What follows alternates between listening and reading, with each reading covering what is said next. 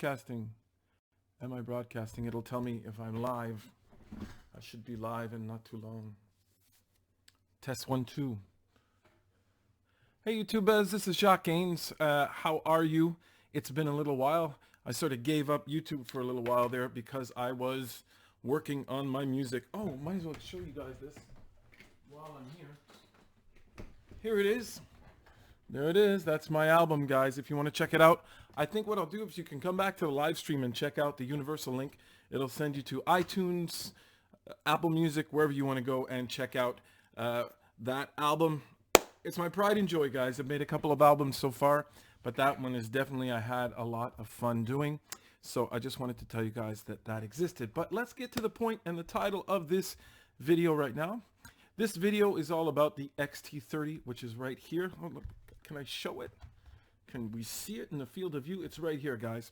I have it hooked up so that we can see the menu because I'm going to be talking to you guys a bit about my first impressions of this camera. Now, I've had it only for 3 weeks. And bear in mind, I am what I like to call a serious hobbyist. I want to make sure you guys know that because, you know, I do what I do. I'm very proud of what I do.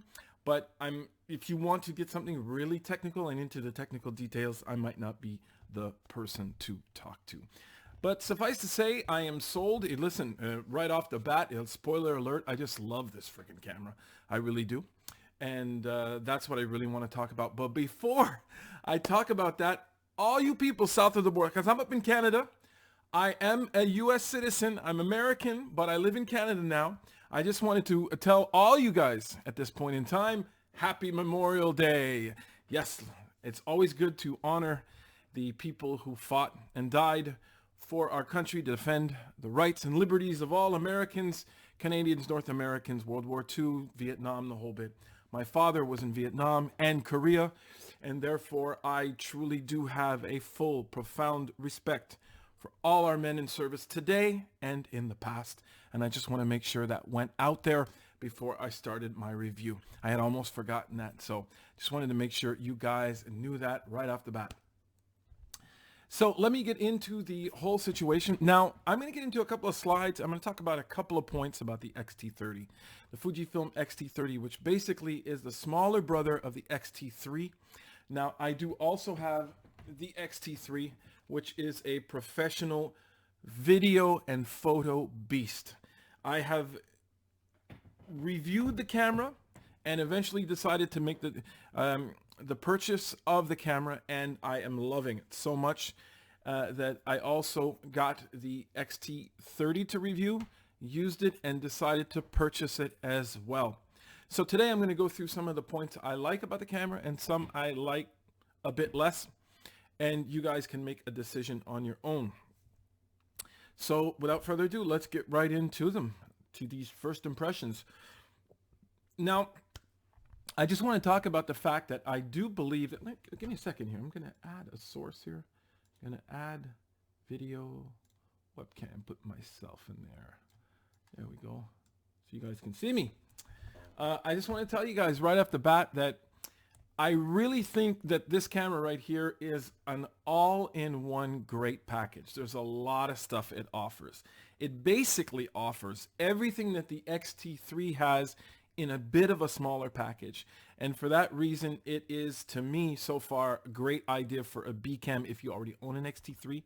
It's also a great street photography camera. For those reasons, I think it is really cool. Some of the first impressions I got of this camera right off the bat is the fact that it is very small. It is a very small camera. Unlike the X-T20, however, this camera is has a lot more to offer in the small package. So it makes that bang for your buck, bang for the size really, really great. So it offers a lot of stuff in terms of video, in terms of photo, in terms of low light performance. It's pretty darn incredible. Some of the ergonomic changes are the Q button and the 4-way D-pad. That has changed. They've gotten rid of the 4-way D-pad. I personally do not miss the 4-way D-pad at all. There is a Q button now that is lifted up, and it's a bit more beveled up. I hope I can show you guys that and you can see it. But the Q button itself lifts off a bit from the camera. So that's a point I just wanted to make, is that the Q button is in a different spot. I personally like it. We'll talk about that later, whether it is a good thing, because there are a couple of things that are a bit buggy for the Q button. So much of the whole X-T20 philosophy has been brought up to the X-T30, meaning the X-T20 was the smaller brother of the X-T2. Same thing here. The X-T20 was a lighter, more compact version of the X-T2. The same as with the X-T30. So that philosophy has stayed with the camera. And basically, in terms of ergonomics and what the camera looks like, it's almost the same thing. They look very similar. The X-T20 and the X-T30, they look the same. The X-T2 and the X-T3 look the same. Relatively the same size. The X-T3 is a bit bigger. X-T30 I think is a tad smaller, but please do not quote me on that. What I've seen so far is that for color rendition, there is a huge upgrade in this camera. So I'm just going to go right away to a couple of shots I took. Now, sometimes you say to yourself, well, am I going to get that much of an upgrade if I go from the X-T20 to the X-T30? For certain things, the answer to that question is no. But for color rendition, guys, I would definitely tell you that you're going to get the new processor is pretty darn amazing and does a fantastic job at getting great colors. Believe it or not, I'm sorry, I'm talking and not telling you what I'm showing you, but right now I'm just showing you a couple of pictures I took out on my patio, and I wanted to just mention to you guys that the color science seems to have changed a tiny bit. The blues and the greens are a tad deeper than they used to be on the older camera. Right now we're looking at a shot I took on my patio, and it's in RAW, and I just feel that the color rendition is a lot better. Might be due to the processor, might be due to a couple of other things. But it's really, really nice, and I'm very impressed by that color rendition. There's my girlfriend, my wife. She's just sitting there drinking a glass of wine with me out on the porch. But this is another shot where I found that some of the colors would have been different had I been using an X-T20 for sure. So I just wanted to mention that was one of the things that I really popped out when I was looking at this camera. That was pretty darn amazing. Now also low light performance. If ever you have seen any of my reviews on the X-T30, on the X-T3, I should say, I said that between the X-T3 and the X-T2 in terms of low light performance, you were upgrading a lot. Same with the X-T20 versus the X-T30. For low light, anyone dealing with low light photo or video, you are definitely going to get a knocker of a camera. There's definitely an upgrade reason to go for the X-T30 instead of the X-T20. Something I didn't mention here that I should mention, and it's just not in my list, the list you're looking at right now, is in terms of the video offering. Guys, if you are someone who does quite a bit of video, it's a no-brainer. You should definitely sell your X-T20 and go for the X-T30 for a lot of reasons. Let's check the menu just a second. I just hope I can show you guys this, but within the menu of this camera, I can show you some of the great options you get in video that are I'm not gonna go too nuts because there's a lot of stuff that this camera offers, but as soon as you go into your offerings for video, you have a lot of stuff here. Way higher bandwidth for your video. It's much higher quality. You also get slow-mo with this camera as well. You get a 120 frames per second slow-mo at a high bit rate, which is not the case for all cameras. In the $899 price range, bar none, you cannot find a camera that gives you slow-mo as good as the Fuji X-T30. Bar none. Bar none. It really is amazing for what it can give. And there's quite a few options, and you can go into some very, very high bit rates. In your 4K, you can go to 30 frames per second, 24p, and you can do that at 200 megabits per second. And the quality, I can tell you right now, of the video is absolutely amazing. If we go into full HD high-speed recording, you can pick all these different formats and different frames, and you can get some great stuff out of your camera. There's 120p, 24p, 29, and 60p, all the European options as well. They are there, and the quality is unbelievable, guys. I can tell you right away. It really is good. Now, I just wanted to tell you that right now. If you are dealing with video and you have an X-T20, definitely go out and get an X-T30 right away. Richard Olivier says, hello from the Caribbean. Cool, Richard, man. You got to tell us which island you're from, though. You're in the Caribbean. That's huge. People don't realize how big the Caribbean is, but it's a great place. Anyways, now back to my other slide. I will keep on going. Okay, so that's what I wanted to say. Video is an upgrade. Low light performance is just great on this camera. I am really freaking out on what I've seen so far. Now, there's a couple of things that kind of disappointed me on the camera that are bothering me right now. Whether it's a reason to not buy it, a deal breaker, that's up to you. Oops, here we go again. I'll add my video of me talking so you guys can see me. Look, I'm so big. Let me make myself smaller over in the corner. Things that bother me so far. There, I'll put myself right there. There you go. So now, one of the great things about the X-T20 was the fact that you had this one-touch auto button, which was great for street photographers, and it was a lot of fun. Now, the problem with that is when you use that one-touch auto is that it brings you into a mode where you can only record in JPEG, which is not a fun thing. So I would have liked to see that one-touch auto with... I'm sorry.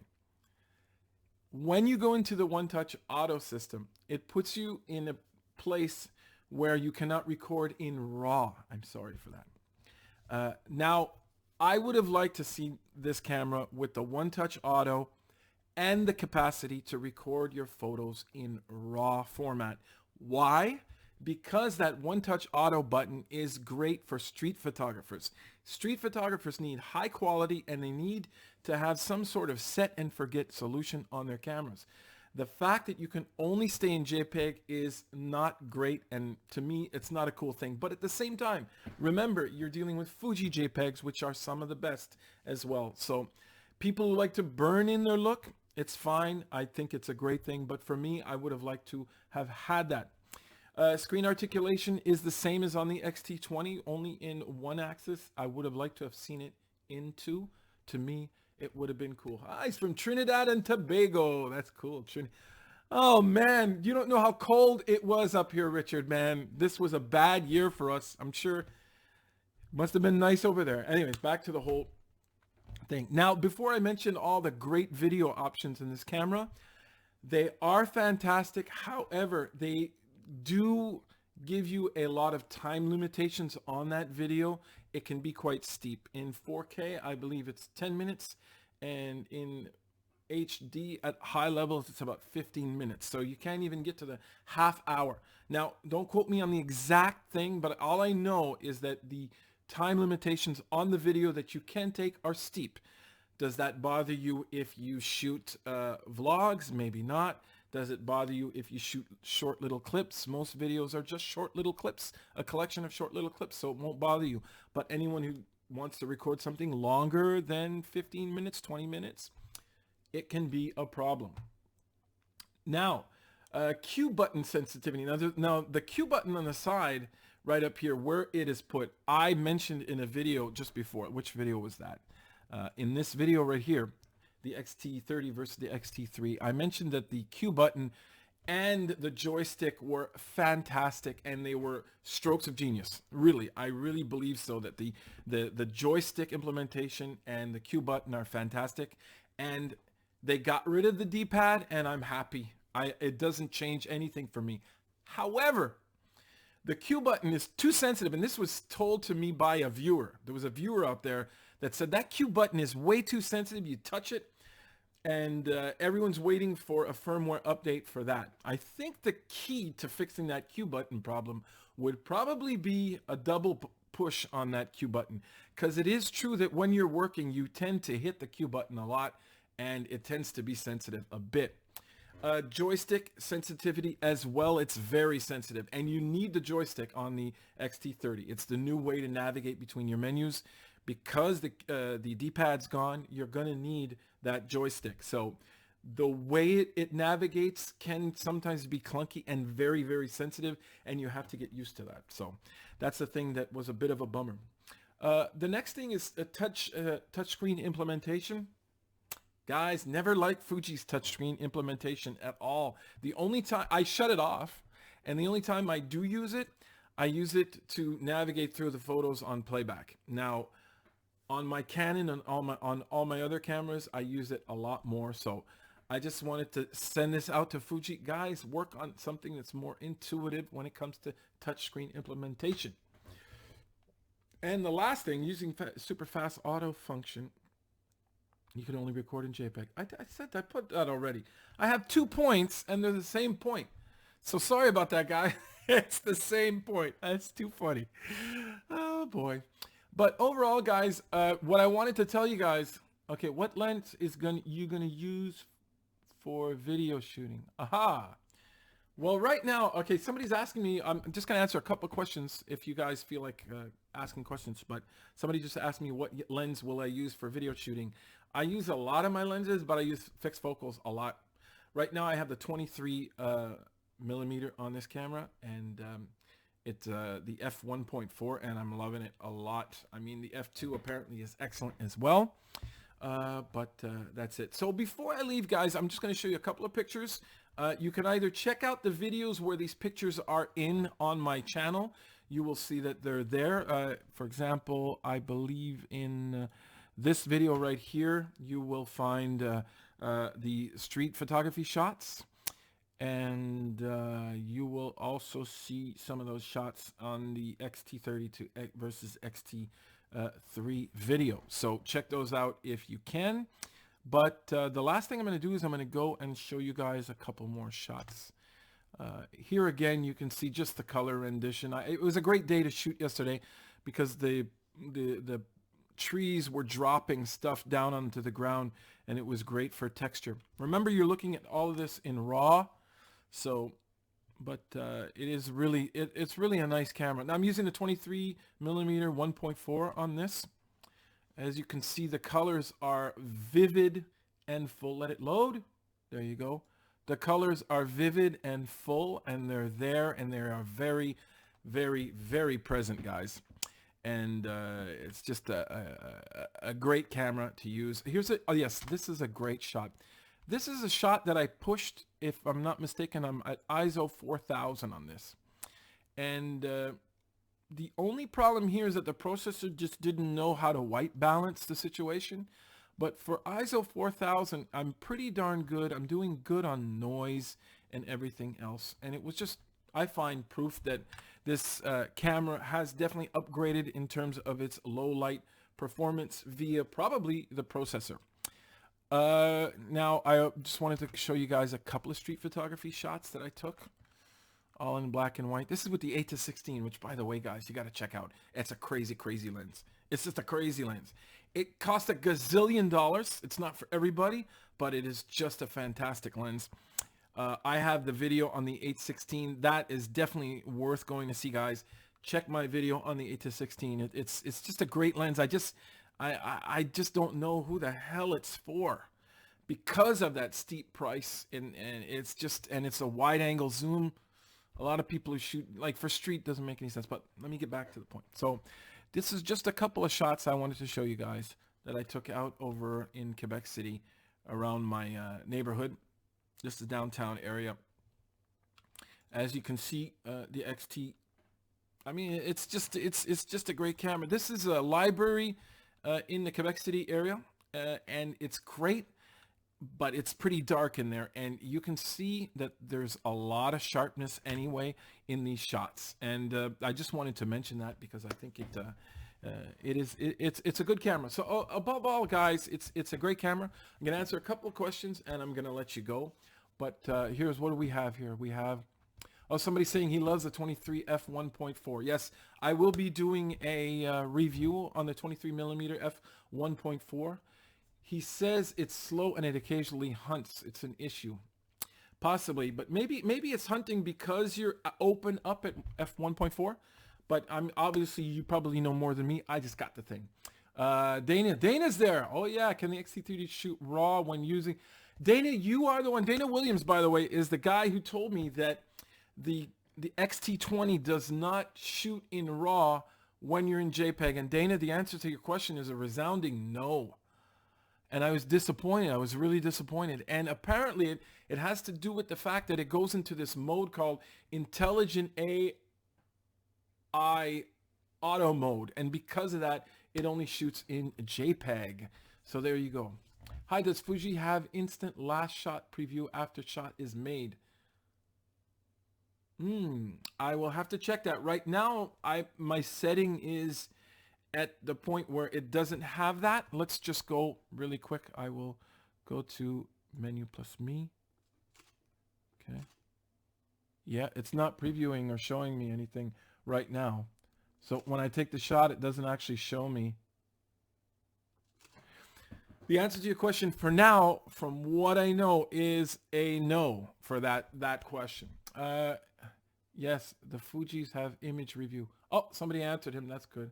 I'm switching from Sony to Fuji. I'm looking to buy the Fuji X-T3 with the 23mm as my first lens. Richard, you will freak out if you buy that camera. You're just going to love it. The X-T3 and the X-T30, they are hidden gems, people. These things are, to me, the best cameras out there for their prices. The X-T30 is $899. Films an F-Log, does amazing slow-mo, shoots fantastic photos, has excellent low-light performance. It rivals the full-framers out there, people. Just so you know, it actually rivals some of the full-framers. Just wanted to put that out there. Okay, Richard, it depends on what you shoot. In my, must have a lens with, yeah, okay, so these guys are talking together. So you guys, I hope you enjoyed the video. And listen, there's a couple of other videos out. I also put one out that's called Better Boudoir, 5 tips to better boudoir. Check it out. Wish you guys a happy Memorial Day and enjoy yourselves. Remember guys, Jacques Gaines photography is not only about the shot, but it's the journey getting there. Make sure you like, share, subscribe, and don't forget everybody, keep on making something from nothing.